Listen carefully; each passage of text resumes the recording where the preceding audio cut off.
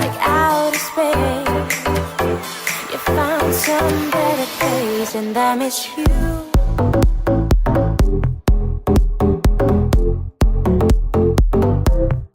And I miss you.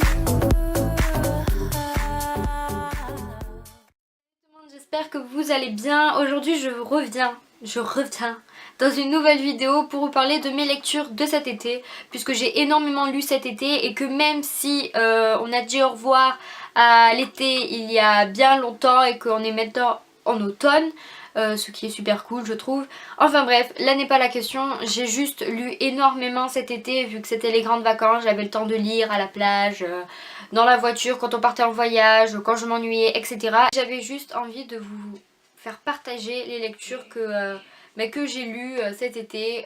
J'ai découvert de super livres et j'avais vraiment envie de vous les faire connaître. Donc voilà, je vous laisse avec la vidéo. Je tiens juste à préciser une chose, c'est que je lis de tout. Je peux autant lire un roman, une pièce de théâtre, un roman absolument pas moderne qui date de l'an je ne sais quoi. Je peux très bien lire de tout type, mais vraiment les lectures que je préfère ce sont les polars, donc c'est pour ça que j'en ai un grand nombre à vous présenter. Donc voilà, si vous n'êtes pas trop polar, ce sera peut-être compliqué pour cette vidéo aussi, mais je vous promets que la prochaine fois il y aura d'autres types de livres que des polars. Le premier livre que j'ai à vous présenter n'est absolument pas un polar d'ailleurs, il y a énormément de polars dans cette pile de livres, mais celui-ci n'en est pas un, donc c'est Lucien de Isabelle Abedi, que j'ai apprécié, mais voilà, il n'est pas extraordinaire non plus. Ce livre-ci est un roman d'amour et je n'ai absolument pas l'habitude de lire des romans d'amour à part en ce moment. Je ne sais pas ce que j'ai en ce moment, c'est que je lis des romans d'amour, voilà, je ne sais pas pourquoi. Et je n'ai absolument pas l'habitude et en fait je l'avais acheté il y a super longtemps, je vais peut-être avoir, je sais pas, peut-être 15 ans, 16 ans, je ne sais pas. Et j'avais vraiment envie de le lire et puis je me suis dit, un de ces quatre, pourquoi pas le lire. Et j'ai mis très longtemps à le lire puisque je l'ai commencé, je l'ai arrêté, je l'ai repris, je l'ai arrêté, enfin bref. Et je l'ai fini au mois de mai-juin, mai, quelque chose du genre. Et j'ai plutôt aimé la fin, mais il est vrai que le début est super long, vraiment. L'auteur, je pense, a mis énormément de temps à commencer son livre et c'est bien dommage parce que l'histoire en elle-même est super intéressante, vraiment. C'est l'histoire de Rebecca, une adolescente tout à fait banale, qui est super discrète et très intelligente, et d'un adolescent qui s'appelle Lucien et qui lui est très étrange, absolument pas banal, et on se demande même s'il est réellement réel en fait. Et ces deux personnages là vont se rencontrer, Lucien va tomber amoureux de Rebecca et Rebecca par la suite va également elle tomber amoureuse de lui, pardon. En fait ce garçon là ne connaît absolument rien de lui, en réalité il ne sait pas comment il s'appelle, il n'a pas de mémoire, il n'a pas de passé. Enfin bref, c'est pour ça qu'on se demande réellement s'il est humain et d'ailleurs tous les copains de Rebecca, notamment sa meilleure amie, se demandent réellement s'il est réel en fait. Et les parents de Rebecca vont s'apercevoir que celui-ci est influençable pour elle et Rebecca va devoir partir dans un autre pays où habite son père pour s'éloigner de ce garçon-là, mais celui-ci va la retrouver et donc ils vont pouvoir en quelque sorte vivre leur histoire d'amour jusqu'à ce qu'il se passe quelque chose. Donc voilà, je vous laisse découvrir la suite parce que mine de rien c'est un livre super bien, vraiment, il est très intéressant et j'ai pas du tout l'habitude de lire ce genre de livre, mais c'est vrai qu'il est très original en plus de ça, mais c'est vrai qu'il est super long à commencer et qu'il faut s'accrocher si vous n'êtes absolument pas patient. Et je crois qu'il y a un tome 2, mais je ne suis pas sûre, donc je préfère ne pas dire de bêtises, mais je crois qu'il y a un tome 2. Voilà. Le deuxième livre que j'ai à vous présenter est en quelque sorte une déception, c'est un polar, c'est un des premiers polars que j'ai lu puisque en fait c'est cet été que j'ai découvert une réelle passion pour les polars et c'est Ce qu'il reste d'Alice de Richemont. Donc le résumé m'a donné grave envie, mais vraiment, genre j'avais juste une envie, c'était de finir le livre que j'avais à lire juste avant pour pouvoir lire celui-ci. Et donc d'habitude je regarde toujours l'intérieur du livre pour savoir si j'aime la façon qu'a l'auteur en gros d'écrire, voilà, genre la structure qu'il a, la forme qu'il a d'écrire. Et je n'avais pas regardé la forme pour laquelle Richemont écrit et j'ai été déçue, énormément déçue par ce livre parce que l'histoire en elle-même est super bien mais le livre de la façon dont il est écrit c'est un peu plus compliqué. L'histoire d'une jeune adolescente de 25 ans, donc une étudiante qui se prénomme Alice Salmon, qui un soir est retrouvée morte en dessous d'un pont, il me semble, alors qu'elle faisait la fête avec ses amis.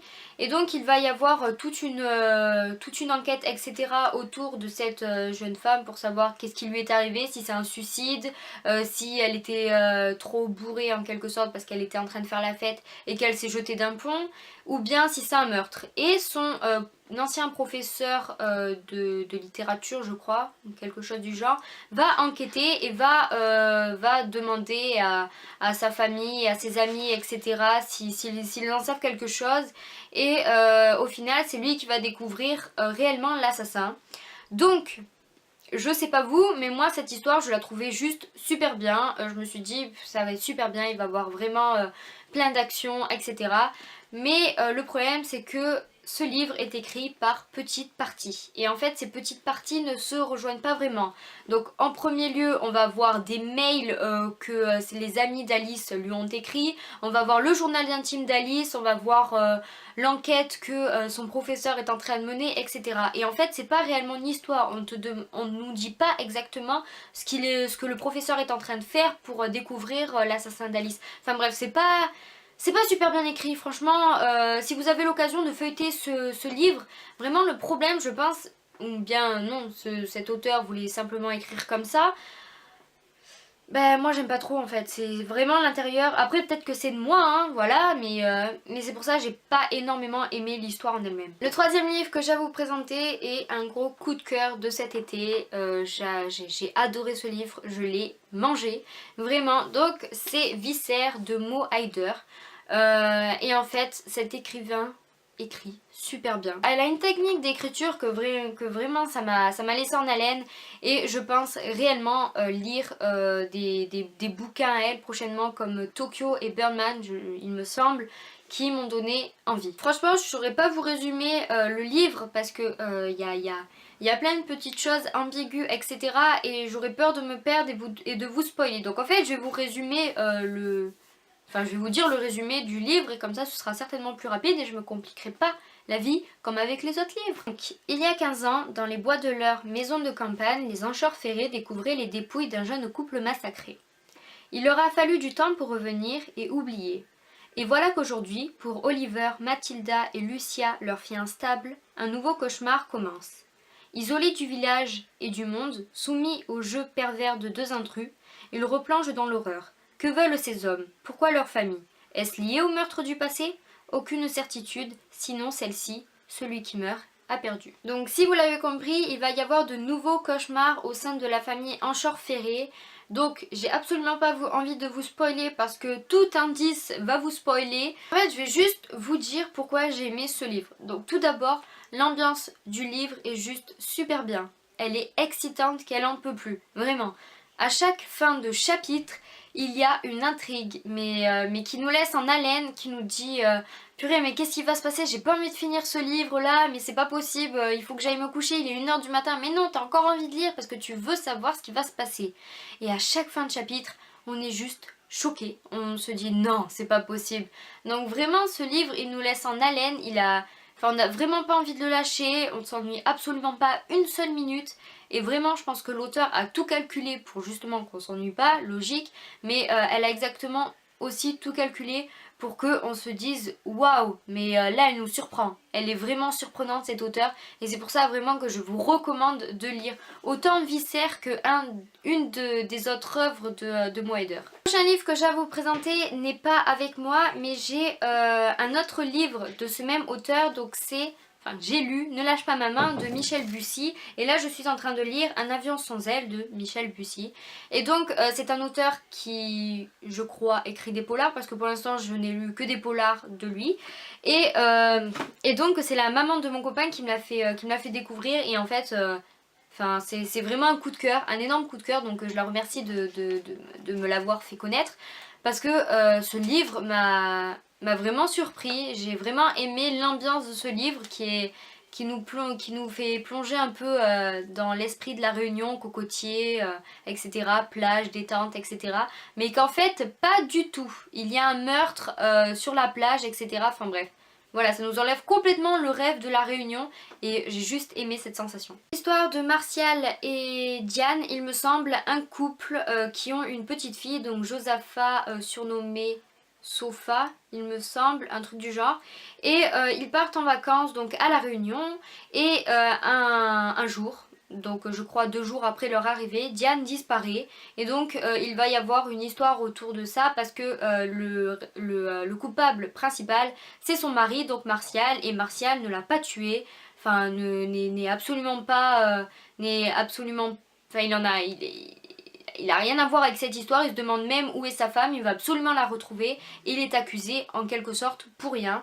Donc en gros il va s'enfuir avec sa fille, il va voir toutes des péripéties autour de cette enquête et on va aussi pouvoir découvrir des personnages autour de cette histoire qui sont juste super bien, super attachants, et on va aussi pouvoir découvrir l'histoire de la Réunion, comment on vit à la Réunion, comment est l'ambiance, etc.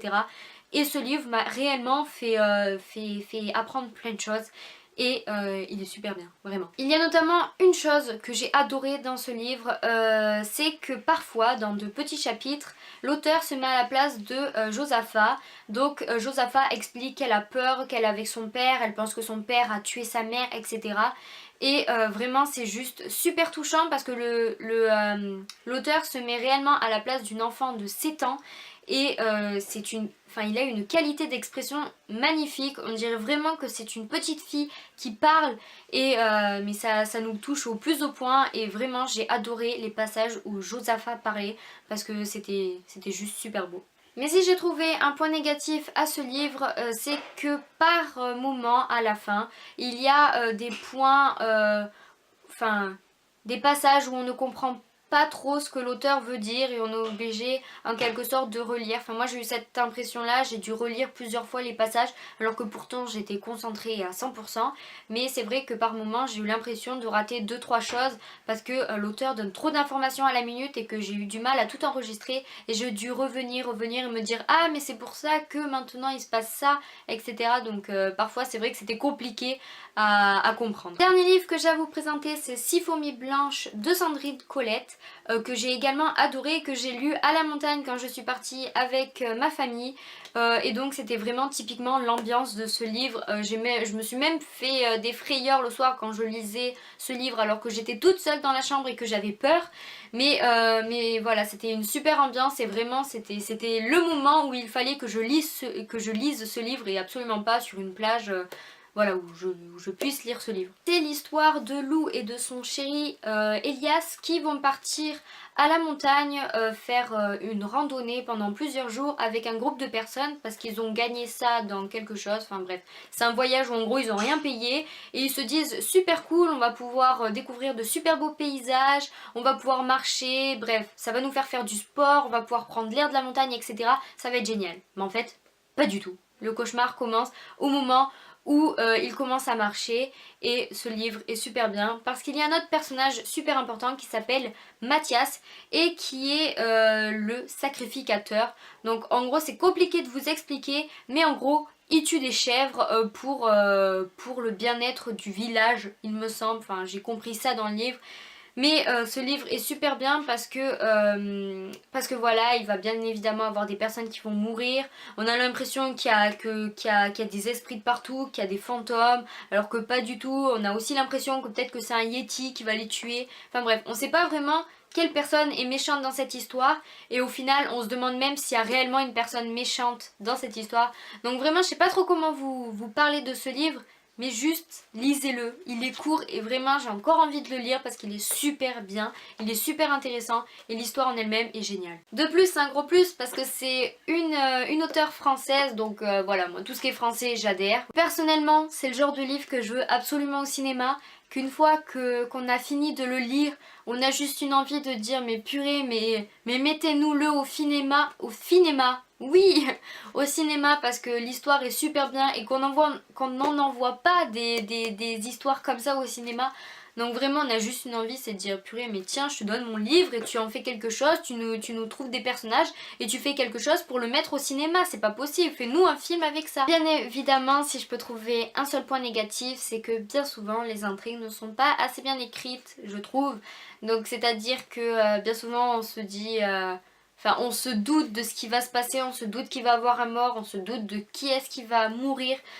Donc voilà tout le monde, j'ai fini de vous raconter mes petites lectures de cet été. J'espère en tout cas que cette vidéo vous a plu. N'hésitez pas à me mettre un petit pouce en l'air si ma vidéo vous a plu, à me dire dans les commentaires si vous avez lu un de ces livres ou bien si vous comptez en lire un. Et dites-moi aussi dans les commentaires quelles sont vos lectures du moment, ça me ferait super plaisir. Je suis toujours à court de livres, je peux toujours trouver un livre qui m'intéresse même si j'en ai des tonnes à lire.